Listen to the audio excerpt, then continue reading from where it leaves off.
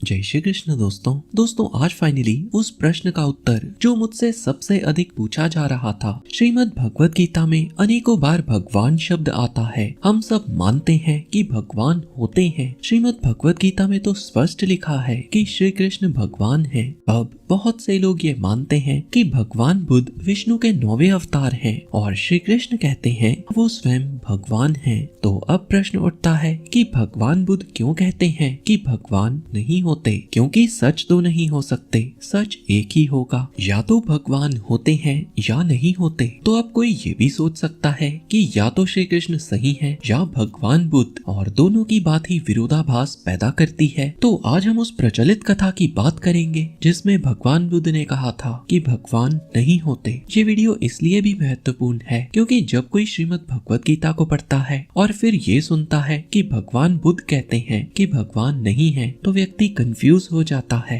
कि ये सब क्या है। बुद्ध कहते हैं भगवान नहीं है और श्री कृष्ण कहते हैं कि मैं ही भगवान हूँ। तो इस अनसुलझी गुत्थी को आज सुलझाते हैं। हाँ, वीडियो शुरू करने से पहले एक बात स्पष्ट कर दूं, इस वीडियो में मैंने ये नहीं स्पष्ट किया कि भगवान बुद्ध विष्णु जी के अवतार हैं या नहीं। उस बात की चर्चा किसी और वीडियो में कभी और करेंगे। तो कृपा करके अभी के लिए इस बहस से दूर रहकर इस सच को जानते हैं कि भगवान बुद्ध ने ऐसा क्यों कहा कि भगवान नहीं है। और हाँ, अगर आप मेरे द्वारा लिखी विश्व की सबसे सरल गीता को कहानियों और उदाहरणों द्वारा समझना चाहते हैं तो पिन कमेंट और डिस्क्रिप्शन में दिए गए लिंक से खरीद सकते हैं। तो चलिए सीधा आते हैं प्रचलित कथा पर। भगवान बुद्ध की विख्याति जब दूर दूर तक फैल चुकी थी तो लोग उनके पास दूर दूर से अनेकों प्रश्न लेकर आया करते थे और कई लोग तो भगवान बुद्ध से सीधा सीधा उत्तर चाहते थे इस पेचीदा प्रश्न का कि भगवान है या नहीं, आत्मा है या नहीं। और भगवान बुद्ध हर बार इस प्रश्न का उत्तर अलग अलग तरीके से दिया करते थे, परंतु कभी भी भगवान बुद्ध ने अपने उत्तर का स्पष्टीकरण नहीं दिया था। एक बार एक व्यक्ति काफी समय से भगवान बुद्ध के प्रवचनों को सुन रहा था। वो व्यक्ति भगवान बुद्ध की इन बातों से बेहद ही प्रभावित था। उसको लगता था बुद्ध सच में ज्ञानी पुरुष हैं। ये व्यक्ति भगवान को खूब मानता था, भगवान की खूब पूजा पाठ किया करता था, भगवान की सेवा में उसने अपना सारा जीवन व्यतीत कर दिया था। ये व्यक्ति भगवान बुद्ध के पास काफी देर बैठा रहा। अंत जब सब चले गए तो इसने अपनी चुप्पी तोड़ी और बुद्ध से अकेले में कहा कि आप मेरे एक प्रश्न का समाधान कर दें। आप कृपा करके मुझे ये बताएं कि भगवान होते हैं या नहीं। भगवान बुद्ध ध्यान साधना से ये जान गए थे कि ये व्यक्ति दिन रात भगवान की पूजा पाठ में लगा रहता है और ये भगवान को मानने वालों में से है। तो बुद्ध व्यक्ति की ओर देखकर मुस्कुराए और बोले, नहीं, भगवान नहीं होते। व्यक्ति सदमे में आ गया। उसको लगा उसने जो भी जीवन भर किया वो तो सब व्यर्थ ही हो गया। व्यक्ति जानता और मानता था कि बुद्ध कोई साधारण व्यक्ति नहीं है, तो वो व्यक्ति मुंह लटकाए वहां से चला गया। फिर अगले दिन बुद्ध के पास एक और व्यक्ति आया। इस व्यक्ति ने सारी उम्र पैसे इकट्ठे किए थे। इसने कभी माना ही नहीं कि भगवान भी होते हैं। इसने कई लोगों को भी विश्वास दिला दिया था कि भगवान नहीं होते और शास्त्रार्थ में ये कई विद्वानों को हरा चुका था और ये प्रूव कर चुका था कि भगवान नहीं है। फिर इसने भी बुद्ध से अकेले में प्रश्न किया, बुद्ध क्या भगवान होते हैं? बुद्ध जो पहले से इस व्यक्ति की मनोदशा को जानते थे, व्यक्ति को देखकर मुस्कुराए और बोले, हाँ भगवान है। इस व्यक्ति को भी सदमा लगा। इसको भी लगा कि इसने तो अपनी पूरी जिंदगी ये साबित करने में लगा दी कि भगवान नहीं होते, तो इसका तो पूरा जीवन ही व्यर्थ हो गया। इस व्यक्ति को भी बुद्ध पर विश्वास था। ये व्यक्ति भी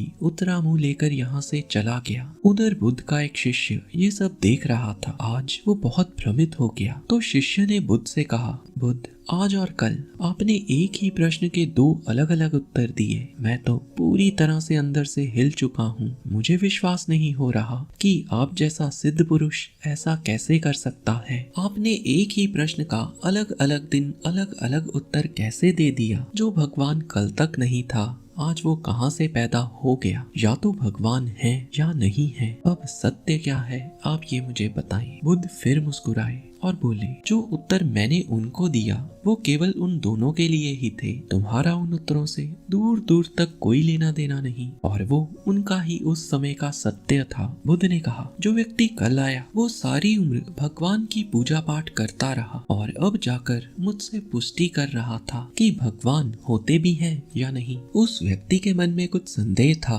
उसने कभी सच को जानने की कोशिश नहीं की। जो सुनी सुनाई बातें थी उसी को थोड़ा बहुत सच मानकर वो अपना जीवन व्यतीत करता रहा, परंतु उसने कुछ खोजने का प्रयास कभी नहीं किया और उसकी खुद की आध्यात्मिक यात्रा तो कभी शुरू ही नहीं हुई। जिस भगवान की वो पूजा कर रहा था उसको तो उसके होने पर ही संदेह है, और जब मैंने उसको कहा कि भगवान नहीं है तो कम से कम अब वो खुद का उत्तर, खुद की खोज तो शुरू करेगा। और इसके उलट जो व्यक्ति आज आया वो नास्तिक था, भगवान नहीं है उसका ऐसा मानना था, परंतु उसको भी अपने विश्वास पर संदेह था। तभी तो वो मुझसे पूछ रहा था कि भगवान होते भी हैं या नहीं। उसने भी बिना जाने ही मान लिया कि भगवान नहीं होते। इस कारण इस व्यक्ति की भी आध्यात्मिक यात्रा कभी शुरू नहीं हुई। अब जब मैंने उसे बोल दिया कि भगवान होते हैं तो अब वो व्यक्ति सच में जानने की कोशिश खुद से करेगा और उसकी जो आध्यात्मिक यात्रा रुकी हुई थी शुरू हो जाएगी। और मैंने उन दोनों को वही कहा जो उनके लिए सही था। शिष्य का मन और विचलित हो गया तो उसने कहा, बुद्ध,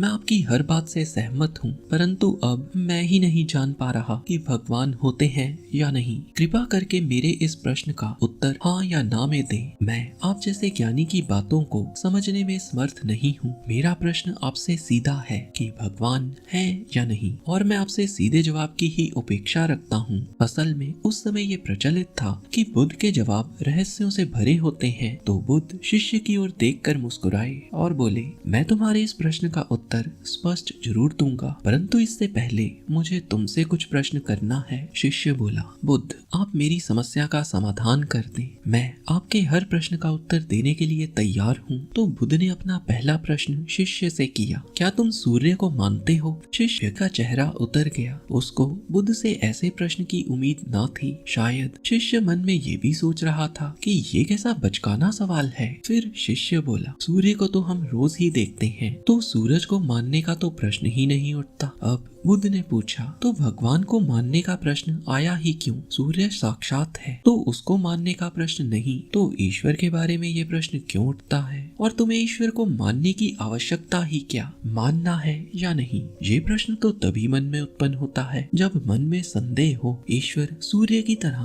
आंखों से नहीं देखे जा सकते, और बुद्धि तो उन्हीं बातों को मानती है जो प्रत्यक्ष रूप से दिखते हैं, और भगवान हमें कभी भी इन साधारण आंखों से प्रत्यक्ष रूप में नहीं दिख सकते, और जो दिख जाए वो भगवान नहीं हो सकते। बुद्ध ने कहा कि तुम ईश्वर को मानते हो या नहीं मानते हो, ये तो प्रश्न ही गलत है, और जो प्रश्न ही गलत हो उसका सही उत्तर नहीं दिया जा सकता, क्योंकि गलत प्रश्न का उत्तर भी गलत ही होगा। शिष्य बोला, बुद्ध, आपकी सारी बातें मेरे सिर के ऊपर से निकल रही हैं, कृपा करके सरल शब्दों में कहें। तो बुद्ध बोले, ईश्वर को माना नहीं जा सकता, परंतु ईश्वर को जाना जा सकता है। और अगर तुमने पूछा होता कि मैं ईश्वर को जानना चाहता हूँ तो मैं तुम्हें मार्ग दिखा सकता था, क्योंकि जिस किसी ने भी ईश्वर को जाना है, उनका स्वाद चखा है, वो किसी दूसरे को इसके बारे में बता नहीं सका। और जब तुम भी ईश्वर का स्वाद चख लोगे तो किसी को बता नहीं पाओगे, परंतु ईश्वर को जानने के बाद तुम दूसरों का मार्गदर्शन कर पाओगे। हम अपना अनुभव किसी को दे तो नहीं सकते, परंतु दूसरों को अनुभव कराने में मदद जरूर कर सकते हैं। मान लो आपने एक स्वादिष्ट फल को चखा, अब आप दूसरों को उस फल का स्वाद बता तो सकते हो, परंतु जब तक दूसरा व्यक्ति स्वयं उस फल को चख ना ले वो उस फल के बारे में कुछ नहीं जान सकता। मानने और जानने में बड़ा अंतर है। जानना दिन है, मानना रात है। मानते ही आपके जानने की लालसा खत्म हो जाती है, जैसा पहले व्यक्ति के साथ हुआ। और यही कारण है दोस्तों कि भगवान बुद्ध ने कभी भी भगवान के बारे में स्पष्ट रूप से उत्तर नहीं दिया। और हाँ, अगर आपको वीडियो की कुछ गहरी बातें समझ ना आई हो तो वीडियो दोबारा देख लें। हरे कृष्णा।